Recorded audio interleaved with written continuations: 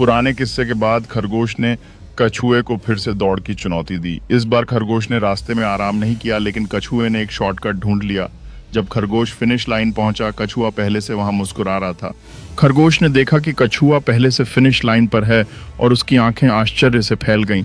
कछुआ खुशी से खरगोश को हाथ हिला रहा था, जबकि आसपास के जानवर उसकी अप्रत्याशित जीत का जश्न मना रहे थे। खरगोश जमीन पर बैठा है और वह अपनी आत्मविश्वासिता पर विचार कर रहा है। कछुआ गर्व से अपने गले में एक पदक लटकाए खड़ा है और उसके चारों ओर अन्य जानवर उसे बधाई देते हुए एक गर्मजोशी भरा माहौल बना रहे हैं।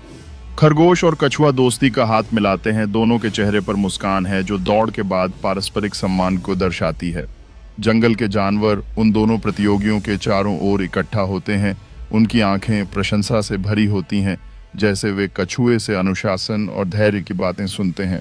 खरगोश और कछुआ एक लकड़ी की शाखा पर साथ में बैठकर नाश्ता साझा कर रहे हैं, जो उनकी नई दोस्ती और समझ को दर्शाता है। आसमान में रंग बिरंगे सूर्यास्त का दृश्य है, जबकि जंगल के जानवर खेल रहे हैं, जो उस दिन सीखने के अनुभव के सुखद अंत का प्रतीक